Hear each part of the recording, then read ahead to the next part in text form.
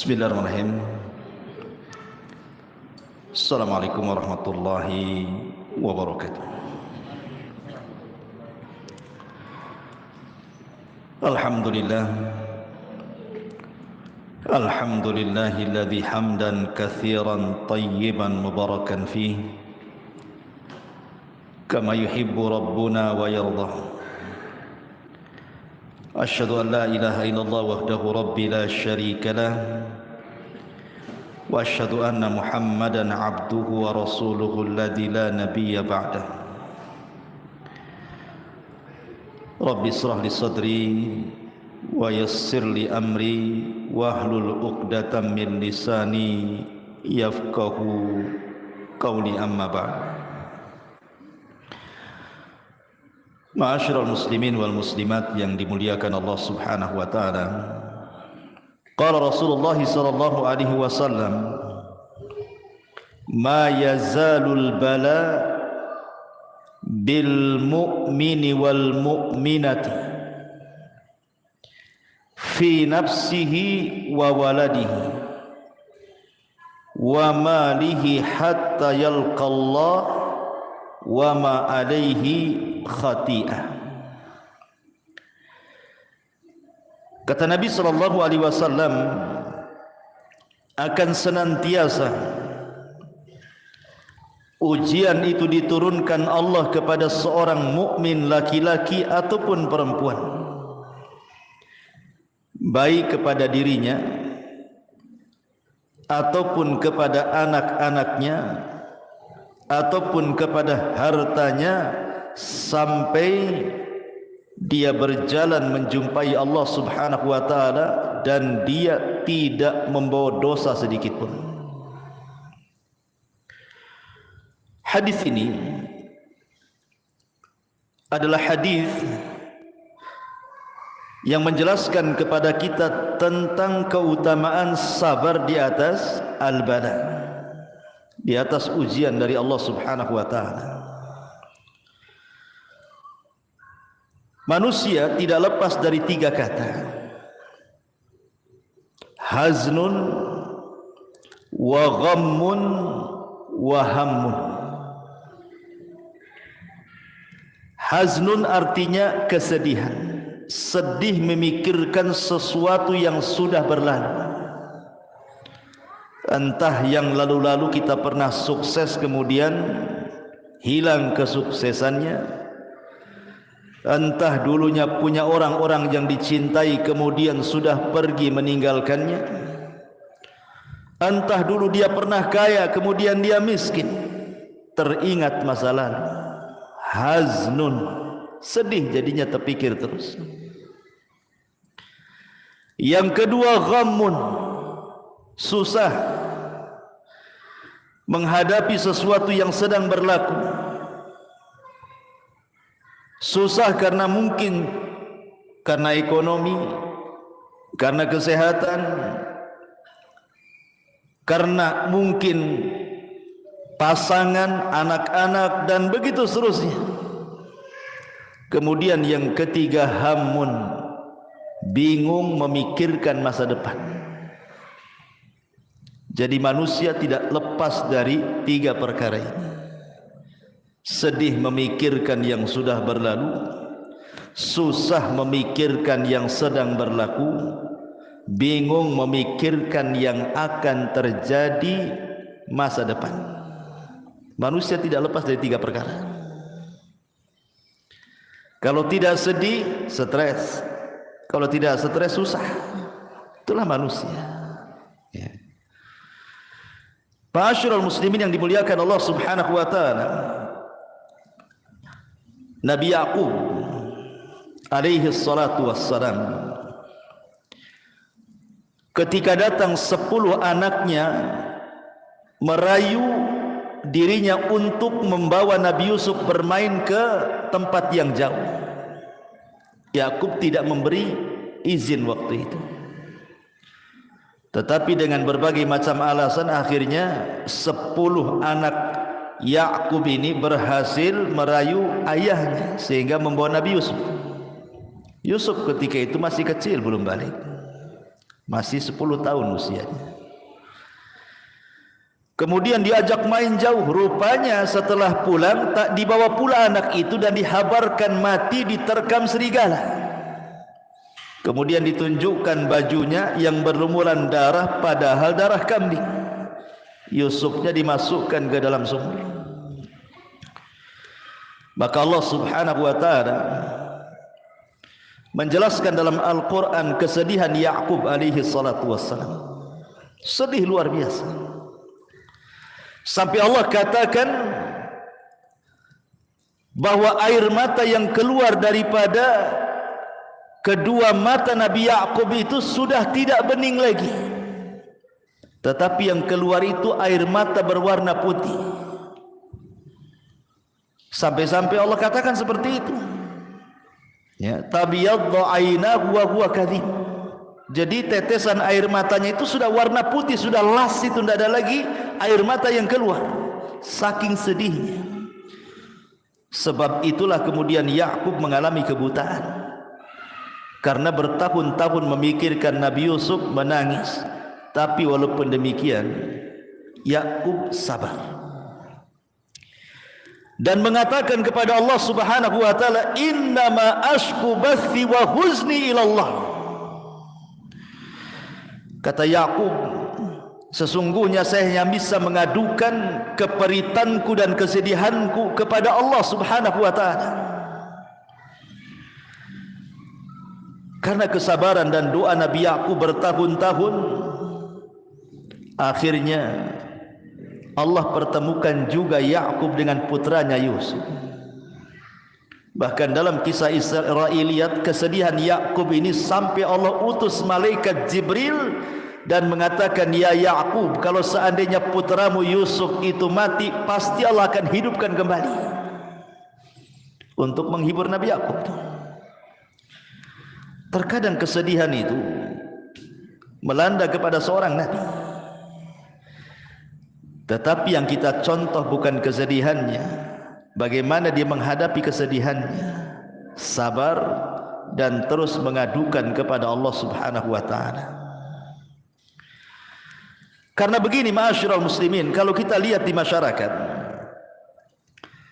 ada orang-orang yang tidak tahan apabila ditimpa musibah, contoh umpamanya sakit yang berkepanjangan. Setahun tak sembuh, 2 tahun tak sembuh, 10 tahun tak sembuh. Akhirnya apa? Merasa merepotkan orang lain, dia pun berangan-angan ingin mati pula dia. Banyak orang kayak gitu. Daripada saya merepotkan orang, mati sajalah. Atau mungkin orang yang dicintainya mati, dia punya anak si mata wayang mati, dia pun ingin mati juga. Ada juga yang seperti itu tuh. Padahal ketika pamannya Nabi SAW, Abbas ibn Abdul Muttalib, detik-detik wafatnya itu sedang sakit parah. Abbas itu sedang sakit parah. Nabi berusaha untuk menghibur di sampingnya. Kemudian Abbas karena tidak tahan, dia mengucapkan sesuatu dan Rasul mendengarnya. Apa ucapan Abbas itu? Sesungguhnya aku ingin mati lebih cepat. Maka Nabi SAW mengatakan kepada Abbas, ya ammi, la tatamannayanna ahadakumul maut. Tidak boleh salah seorang di antara kalian berangan-angan untuk mati. Rasul mengatakan kepada Abbas, tidak boleh orang itu berangan-angan ingin mati, tidak boleh. Bidhurrin asabahu, dengan madarat apapun yang menimpanya, tidak boleh, dilarang, haram seorang pengen mati itu. Apa alasannya? Kata Nabi, imma muhsinan fala'allahu yazdad, wa imma musian fala'allahu yasta'tib. Rasul menasihati pamannya Abbas, kenapa engkau tidak boleh berangan-angan ingin mati wahai ammi pamanku? Boleh jadi kalau Allah berikan umur yang panjang, tiba-tiba engkau berbuat baik, kau bisa menambah pahala. Atau mungkin engkau meninggalkan dosa, kemudian Allah beri panjang usia, itulah kesempatan tobat. Inilah kenapa kita dilarang tidak boleh menginginkan kematian, karena dua perkara. Yang pertama, boleh jadi kalau seandainya kita tidak jadi mati, kita bisa menambah amal soleh sehingga menambah pahala, sehingga lebih banyak lagi bekal yang akan kita bawa kepada Allah. Atau boleh jadi mungkin kita banyak dosa sebelum kita meninggal, kemudian Allah tidak jadikan kita meninggal, adalah kesempatan untuk tobat. Makanya Rasulullah mengatakan, jangan berangan-angan salah seorang di antara kalian pengen mati.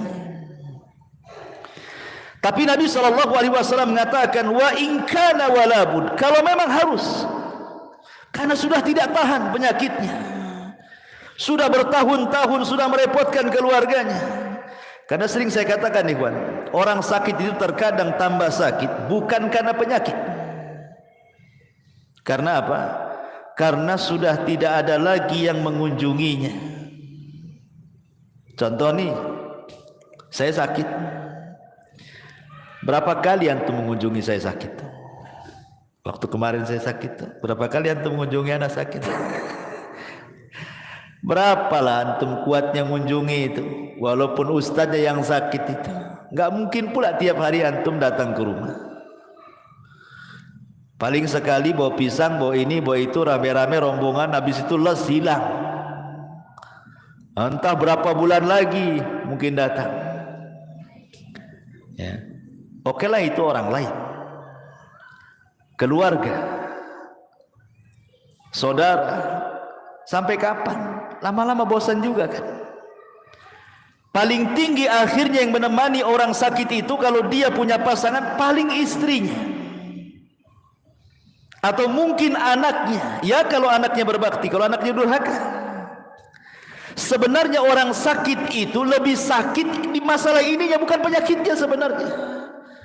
Ya penyakitnya sudah sakit, lebih sakit ketika tidak ada lagi yang memperhatikan dia. Kuadrat sakitnya. Makanya akhirnya menginginkan kematian. Maka dari sini ikhwan, kata Nabi, wa in kana walabud, kalaupun dia harus menginginkan kematian, kata Nabi SAW, bolehlah kalian berdoa, Allahumma ahyini ma kanatil hayatu khairan li, wa tawaffani ma kanatil wafatu khairan li.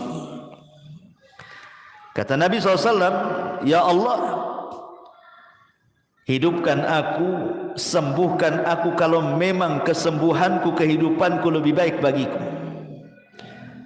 Tetapi wafatkan aku kalau memang wafatnya diriku dan kematianku ini lebih baik dibandingkan aku hidup. Itu kalau harus berangan-angan kematian, seperti inilah doanya. Kalau ada orang yang mengatakan, kan Nabi Yusuf mengatakan dalam Al-Quran bahwa dia juga berangan-angan dengan kematian, di mana Nabi Yusuf mengatakan apa? Tawaffani musliman wa alhiqni bis salihin.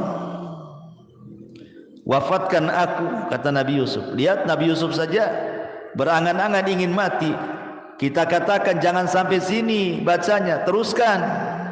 Tawaffani musliman walhiqni bis salihin. Kata Nabi Yusuf, ya Allah, kalaupun aku harus mati, matikan aku dalam posisi muslim dan gabungkan aku bersama orang-orang soleh. Artinya bahwa Nabi Yusuf bukan berangan-angan ingin mati, tapi kalau harus mati gitu maksudnya, maka matikan aku dalam posisi muslim dan libatkan aku dengan orang-orang soleh.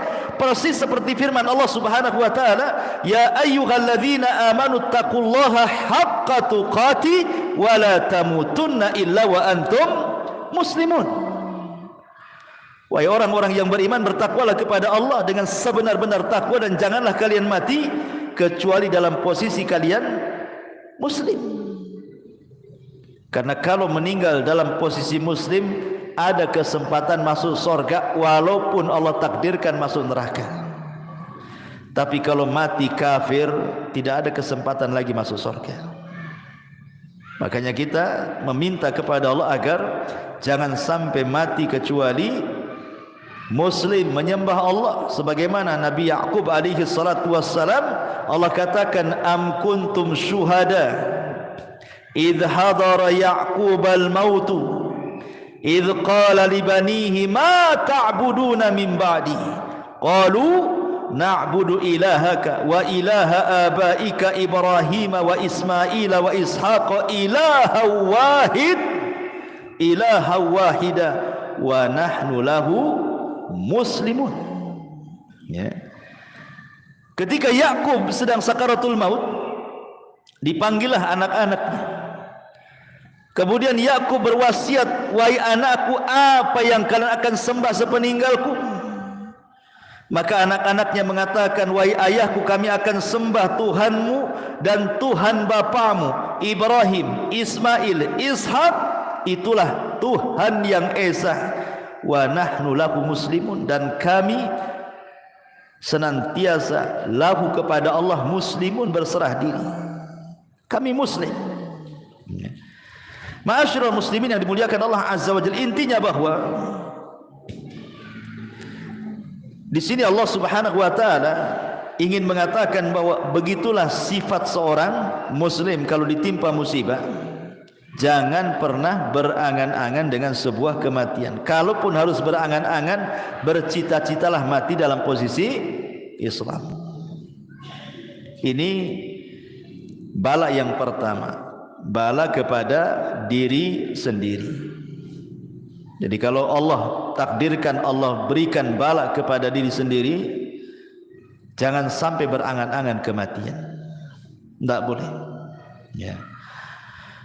Ma'asyiral muslimin yang dimuliakan Allah Azza wa Jalla, dahulu di zaman Rasul ada wanita namanya Ummu Sa'ib. Ada wanita namanya Ummu Sa'ib. Ummu Sa'ib ini kena penyakit humma. Humma itu demam, panas, kepalanya sakit. Ya, dan kita sering mengalami kan, kepalanya kok sakit kan, atau demam gitu kan. Jadi dia sampai mengaduh-ngaduh. Aduh, bahasa kita. Ya. Jadi Nabi SAW ketika lewat kepada Ummu Sa'ib bertanya, malaka ya Ummu Sa'ib, ada apa dengan kau ya Ummu Sa'ib? Kenapa engkau mengerung seperti ini? Maka Ummu Sa'ib mengatakan, qalat humma la barakatallah, katanya, penyakit humma, demam wahai Rasul, semoga Allah tidak berkahi penyakit itu. Apa kata Rasul? Ya Ummu Sa'ib, la tasubbil humma, jangan celak penyakit demam. Nabi melarang, tidak boleh mencela penyakit di sini. Enggak boleh, kalau antum lagi sakit kepala jangan dicela.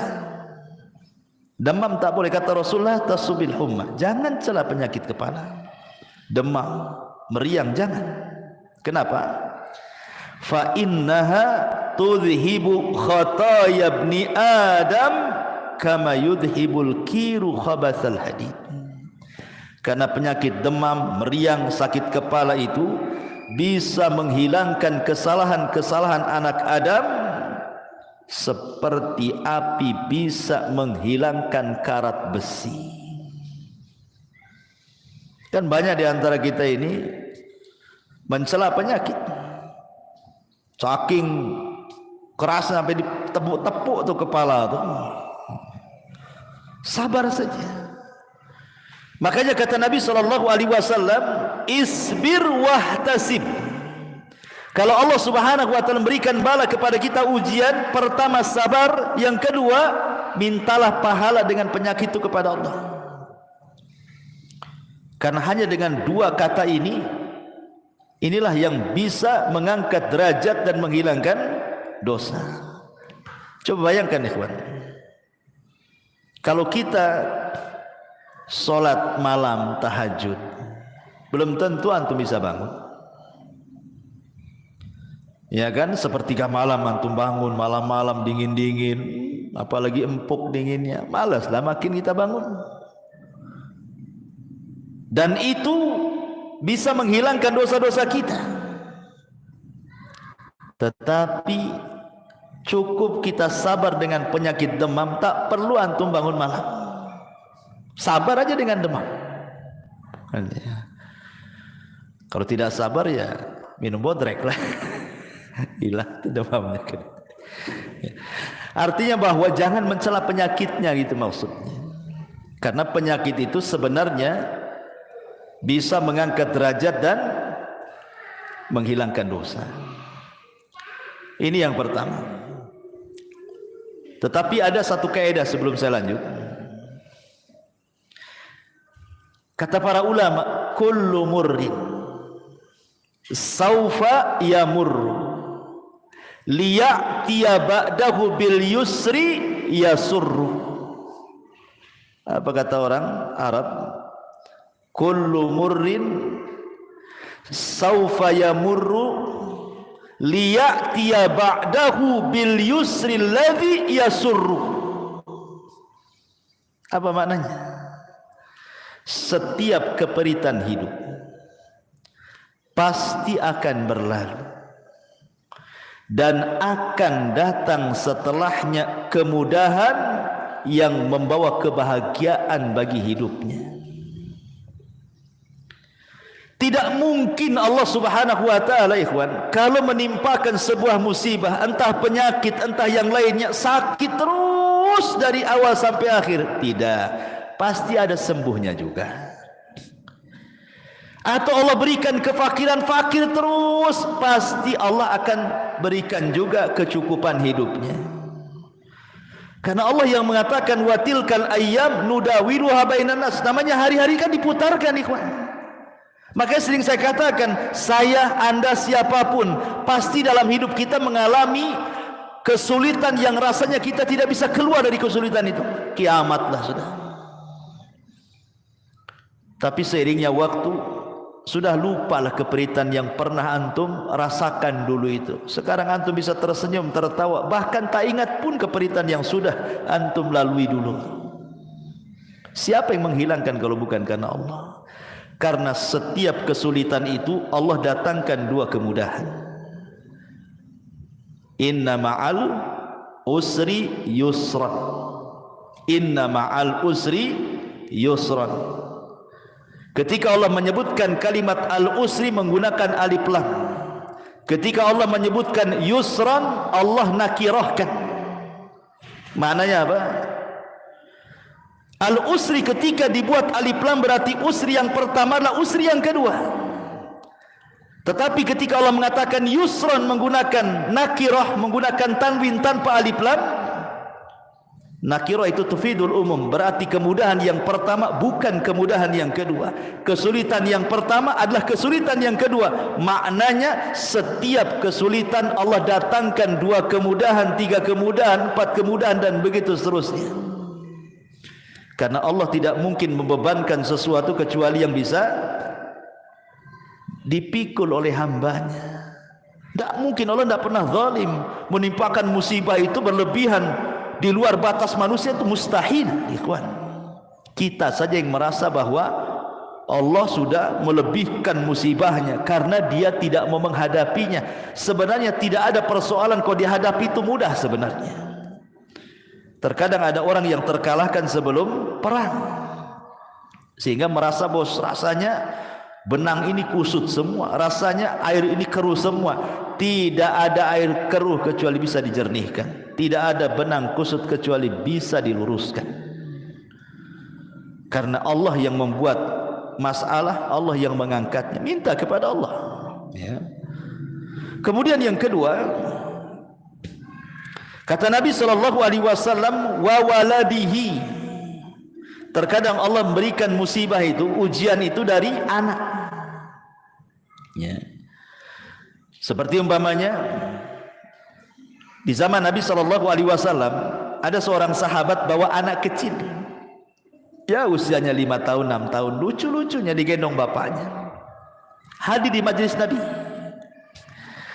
Jadi terkadang dicium-cium lah anaknya, kayak kita lah bawa anak kecil kan, kadang lari sana kemudian nempel lagi, kita cium lagi. Sedang ngaji, namanya anak-anak kan begitu, Jadi Nabi heran. Kata Nabi SAW, atuhibbuhu ya fulan, kau suka ya, kau cinta dengan anak? Maka orang ini mengatakan, ya Rasulullah, ahabbaqallahu kama uhibbuhu. Sebagaimana Allah fitrahkan kepadaku, aku mencintai engkau, begitulah kecintaanku kepada anakku ini.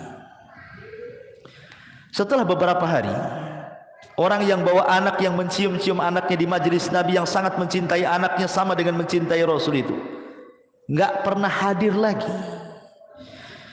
Jadi Nabi bertanyalah, mana fulan, aina fulan, mana fulan itu yang kemarin bawa anak itu? Kok enggak pernah hadir lagi? Kemana dia? Akhirnya dicari-cari berita, rupanya dia tidak hadir lagi di majelis taklim karena dia dirundung kesedihan. Anak si mata wayangnya itu yang suka dibawa di majelis taklim itu rupanya meninggal dunia.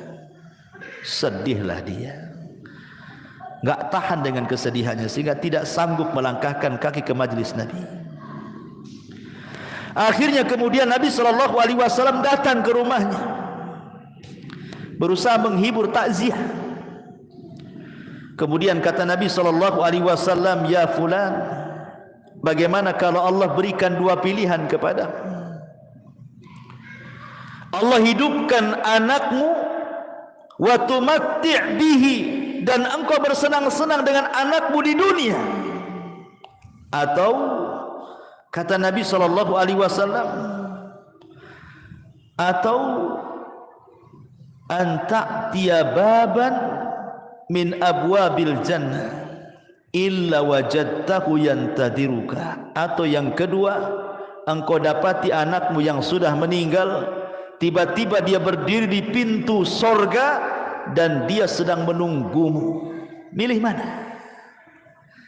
Milih Allah hidupkan kembali anakmu, engkau bersenang-senang sebatas di dunia dan di akhirat kau tidak dapat apa-apa, ataukah anakmu kau ikhlaskan dia meninggal, kau sabar, mintalah pahala, tapi nanti dia akan berdiri di pintu sorga, akan menunggu dirimu dan akan menarik kamu ke dalam sorga.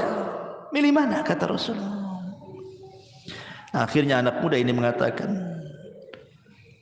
ya tentu memilih anakku berada di pintu sorga. Hilang kesedihannya. Makanya suatu ketika Allah Subhanahu wa ta'ala dalam hadis qudsi bertanya kepada para malaikat pencabut nyawa. Allah Subhanahu wa ta'ala mengatakan kepada para malaikat itu, aqabadtum walada abdi. Hei malaikat-malaikatku, apakah engkau sudah mencabut nyawa anak dari hambaku? Kata malaikat pencabut nyawa, na'am ya Rasul, tentu wahai na'am ya Rabb, tentu ya Rabb. Maka Allah mengatakan, aqabadtum thamrata fuadi, apakah yang kau cabut itu anak si mata wayang dia yang dia sangat mencintainya? Maka malaikat ini mengatakan, na'am ya Rabb, iya wahai Rabb. Kemudian Allah mengatakan, famadza qala abdi, setelah anaknya meninggal hambaku mengatakan apa? Maka malaikat ini mengatakan, hambamu mengatakan hamidaka wastarja, dia pun mengatakan alhamdulillah, inna lillahi wa inna ilaihi rajiun. Maka Allah mengatakan, kalau begitu idzan ubnu li abdi baitan fil jannah wa sammuhu baital hamdi. Kalau gitu bangunkan untuk hambaku ini satu istana di sorga, kasih nama istananya Baitul Hamdi, rumah hamd, pujian. Karena dia bisa mengucapkan alhamdulillah saat kematian anaknya. Ucapan alhamdulillah bukan karena mensyukuri kematian, bukan itu maksudnya. Antum disangka orang gila nanti, ya kan? Antum orang tua meninggal, alhamdulillah, kira-kira kata orang sebelah-sebelah ini itu ngincar warisan itu. Benar gitu ya? Ya. Bukan, pemahamannya mengucapkan alhamdulillah itu maksudnya kita masih bersyukur ada nikmat yang tersisa, bukan dipikirkan musibah yang berlalu. Persis seperti perkataan siapa? Urwah ibn Zubair. Saat diamputasi kakinya, Urwah bin Zubair ini mungkin kena penyakit diabetes lah mungkin kalau zaman sekarang kan. Harus diamputasi kakinya.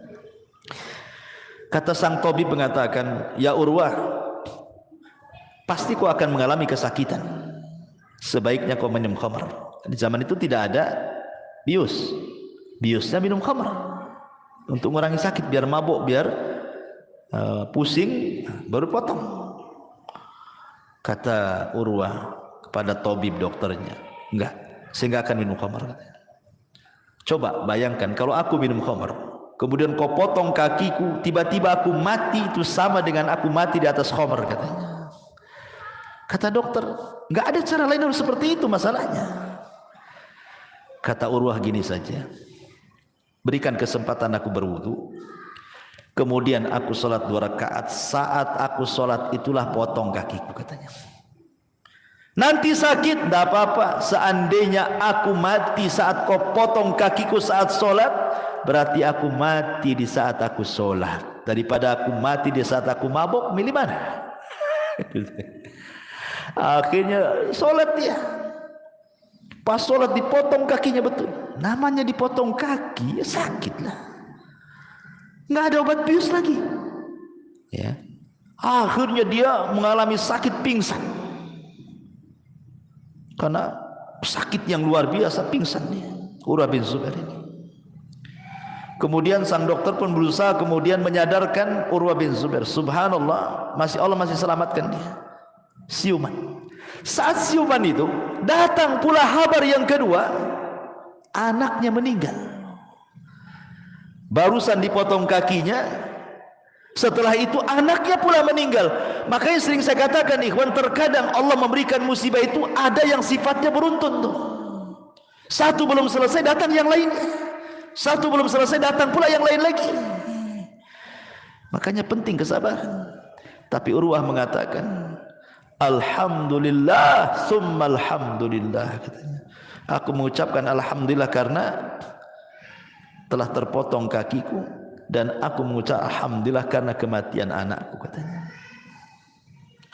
Tabib heran, kenapa dia mengatakan alhamdulillah?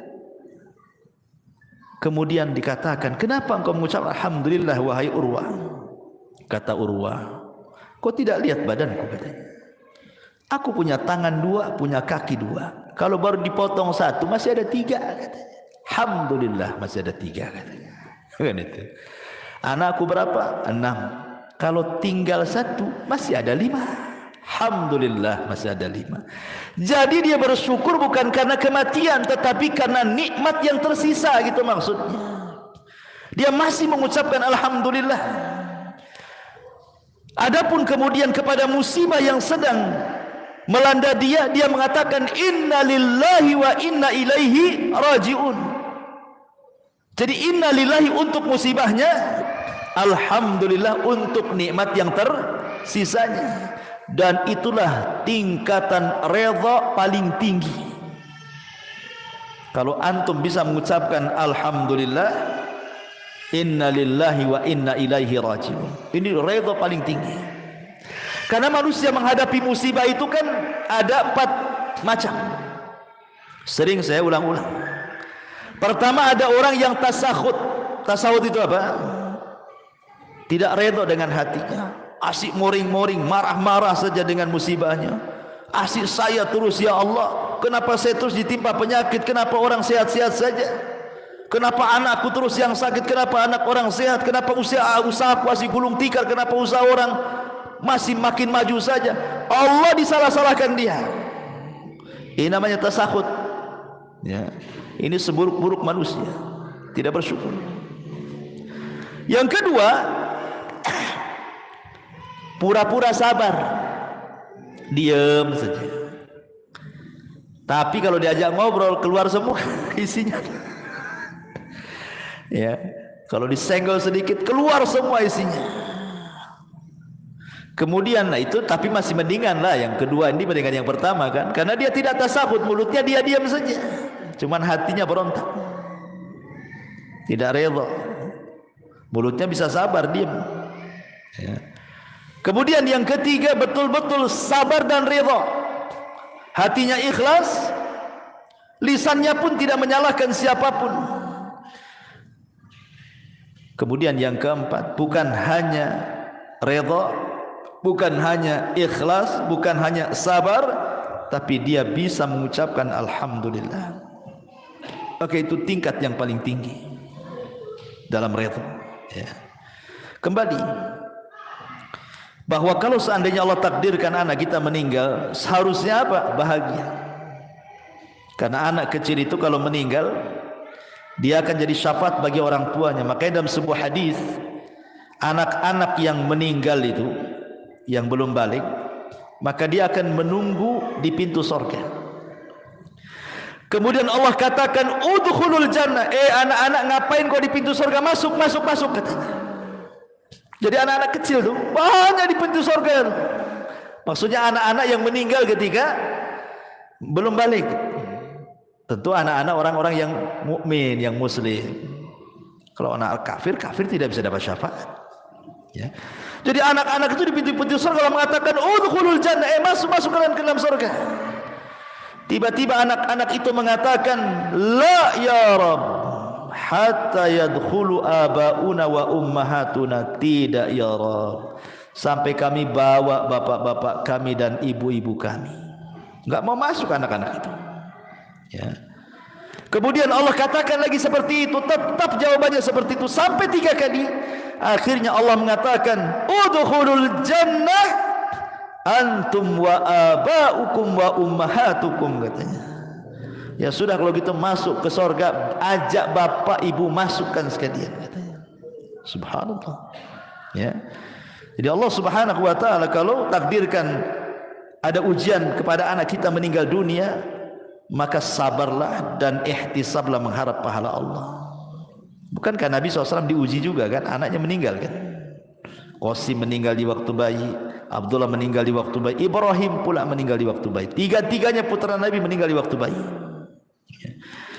Kemudian yang terakhir, kata Nabi SAW, ujian kepada diri, ujian kepada anak, ujian kepada harta. Terkadang ada orang itu diuji dengan kefakiran, hartanya diludeskan, fakir dia. Dan ini juga terkadang membuat stres manusia kan. Jangankan lagi orang memang nggak pernah kaya, orang kaya fakir saja kepikiran. Tetapi di sini dari sisi akidahnya, ikhwan, sebelum saya jelaskan yang ketiga, ada sisi akidah yang penting. Ada di antara manusia ketika diberikan ujian yang berat oleh Allah Azza wa Jalla tidak sabar, akhirnya kemudian apa? Mengadu nasib. Kemana? Ke dukun. Ada orang tidak tahan sakit karena sudah lama sakit. Kemudian adalah bisikan dari tetangganya, oh datanglah ke itu paranormal tuh, itu bisa nyembuhkan loh, udah banyak terbukti. Setan datang. Akhirnya menggoda, walaupun di awalnya muwahhid pun tergoda juga. Karena nggak tahan sakit, gak apalah, bawalah ke dukun, yang penting sembuh. Nah, itu kan banyak yang seperti itu. Karena kalau orang sudah sakit parah, sudah merasa menyusahkan orang, dia akan berusaha mencari jalan apapun caranya. Karena biasanya orang yang sakit seperti ini, setan lebih dekat dibandingkan malaikat.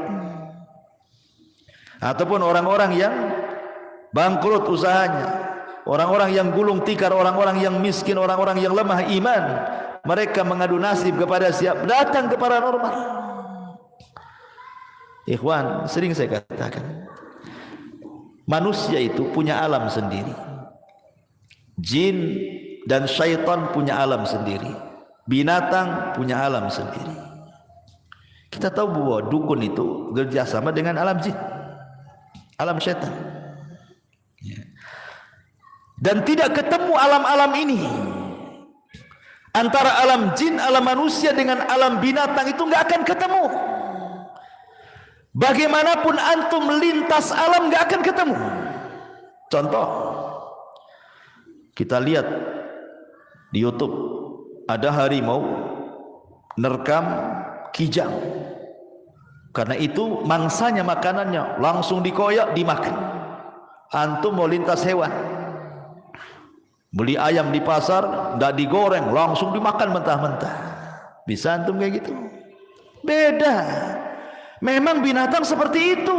Antum nggak mungkin lintas binatang niru-niru kan? Ya. Sebagaimana binatang punya alam sendiri, memang dia caranya begitu makannya. Kita beda lah. Nggak bisa kita harus rajang bawang dulu, bawang merah, bawang putih, bawang apa. Jadilah dia gulai, jadi tengkleng, jadi macam-macam ya kan. Beda ya. Karena harimau pun dikasih tengkleng belum tentu mau, apalagi banyak mericanya di situ, bersin dia ya. Karena beda alamnya. Makanan kita nggak mau juga binatang itu makan, sebagaimana kita juga nggak mau niru binatang kan. Artinya alam mereka berbeda, alam kita sendiri, alam jin juga berbeda. Kenapa jin itu disebut jin? Karena jin itu tidak nampak, makanya disebut jin. Kenapa tidak nampak? Supaya kita jangan ada komunikasi. Kenapa tidak boleh berkomunikasi? Karena tidak akan nyambung dengan kehidupan mereka. Lah, yang ingin saya katakan bahwa kita ini hidup di alam nyata, maka yang nyata-nyata sajalah di depan kita. Kalau depan kita ada kangkung, makan tuh kangkung. Kalau depan kita ada tempe, makan tuh tempe. Kalau ada lalapan, makan tuh lalapan. Kalau memang di hadapan kita ini supir ojek, ya sudah jadi supir ojek. Kalau anda supir taksi, jadilah supir taksi. Kalau anda tukang bangunan, jadi tukang bangunan. Yang real saja lah gitu. Jangan menghayal. Karena orang yang datang ke dukun itu orang-orang yang menghayal sebenarnya. Kan itu menghayal orang itu. Dia ingin jadi manajer instan bahasanya itu. Tolong Pak Dukun, mantra-mantra isi bos itu supaya saya bisa jadi manajer. Mereka dukun itu beda dengan dokter Ikhwan. Kalau dokter gini, gimana dok bisa? Oh kayaknya saya tidak bisa. Kayaknya antum harus dirujuk ke dokter ini. Datanglah ke dokter ini. Kata dokter ini, oh nampaknya penyakitmu parah, saya tidak bisa nih. Rujuk ke dokter sana. Itu dokter. Kalau dukun tak ada. Kata dukun ini, oh saya tak bisa, saya rujuk kok ke dukun sana. Gak ada. Dukun itu semua mengatakan bisa. Nggak ada dukun tak bilang tak bisa. Dukun mana yang tak bilang tak bisa itu? Semua dukun bisa. Semua dukun pasti bilang bisa. Nggak akan bilang nggak bisa. Karena dukun itu penipu. Makanya dia jawabannya pasti bisa. Nggak akan bilang nggak bisa. Kalau dokter itu nggak ada yang menipu, memang sesuai dengan bidang dia. Namanya nggak tahu yang nggak tahu. Nggak mungkin dia malpraktek. Tapi dukun itu dari awal sampai akhir memang malpraktek mereka itu. Nggak ada prakteknya. Semuanya malpraktek. Makanya jawabannya bisa, nggak ada rujukan tuh. Kenapa? Karena dukun satu dengan yang lainnya saingan. Nggak mungkin kalau dia rujukan maknanya melemahkan bahwa dia dukun tidak sakti. Nggak ada lagi orang datang ke dia jadinya kan. Itu sama dengan merendahkan dia. Makanya nggak ada ceritanya dukun ngasih rujukan tuh nggak ada. Makanya saya katakan kita hidup di alam nyata yang real sajalah. Kalau anda ingin jadi manajer, bekerja sungguh-sungguh, kuliah lagi, ambil pendidikan, jujur, tekuni. Kalau Allah takdirkan jadi. Bukankah Allah suka dengan orang yang bekerja dan menekuni pekerjaannya? Sampai Aisyah radhiyallahu mengatakan, kana Nabiyyu sallallahu alaihi wasallam idza amila amalan atqanahu. Rasul itu kalau mengamalkan sesuatu, dia akan mutkinkan tuh amalan itu. Makanya usaha apapun kalau ditekuni pasti sukses. Tapi kalau mencra nggak akan sukses. Bosan di sini pindah ke sini, bosan di sini pindah ke sini. Sampai kapan? Artinya Allah itu suka itu memandang hambanya yang kerja keras, ditelateni, jadi nanti itu. Tapi orang-orang yang kedukun ini maunya instan, secara instan jadi manajernya. Sesuatu yang instan itu pasti menyesal. Berapa banyak orang yang datang ke dukun menyesal. Sudah bayar 100 juta, dukunnya kabur. Sudah datang 100 juta, tadi kabul-kabulkan, katanya syaratnya besar, kurang syaratnya lagi. Betapa banyak orang yang sudah habis duitnya, mati pula, syaratnya terlalu besar. Seperti pernah ada syarat dukun ngerendam di kali 3 hari, mati akhirnya. Memang suruh mati sama dukunnya ya. Bayangkan ya. Jadi saya katakan bahwa kalau ada musibah tidak perlu datang ke dukun. Apa yang datang ke dukun? Dukun itu penghayal semuanya. Maka hiduplah dengan kenyataan. Hadapilah secara real. Kita ini punya alam sendiri, jin punya alam sendiri. Nggak perlu komunikasi dengan jin. Yang lebih parah pula minta nikah dengan wanita jin. Makin bingunglah kita. Secantik-cantiknya jin itu jelek. Seorang syekh pernah meruqyah. Rupanya yang masuk ke tubuh orang yang kesurupan ini jin yang paling cantik di kabilahnya. Ketika ditanya bagaimana bentukmu, dia mengatakan aku punya 9 kaki katanya. Itu jin yang paling cantik itu, kakinya 9. Kira-kira nih antum dijodohkan dengan model paling cantik, bukan jin, manusia, tapi kakinya 3, disebut cap kaki 3. Kira-kira mau nggak antum? Ini nih betul-betul model cantik, tapi kaki 3. Saya kira mikir antum, walaupun cantik, apalagi jin. Kalau kakinya sudah 9 bukan manusia, gurita itu namanya. Itu sudah jadi sotong itu. Jadi masyaallah muslimin yang dimuliakan, nggak akan ketemu alam manusia dengan jin itu. Jadi nggak perlu lintas alam tuh. Makanya ngapain coba orang datang ke dukun mau lintas alam gaib, dipercepat jadi manajer, jadi ini, jadi itu, cepat kaya. Itu semua hayalan. Makanya kalau saya katakan berbicara soal masalah ujian, musibah dan begitu seterusnya, hadapilah kenyataan. Yang ada di depan kita itulah hadapi kenyataan seperti itu. Kalau memang Allah takdirkan masih miskin, berdoa, bekerja, kan begitu. Tidak perlu datang ke sana kemari. Anda miskin datang ke dukun, makin miskin lah.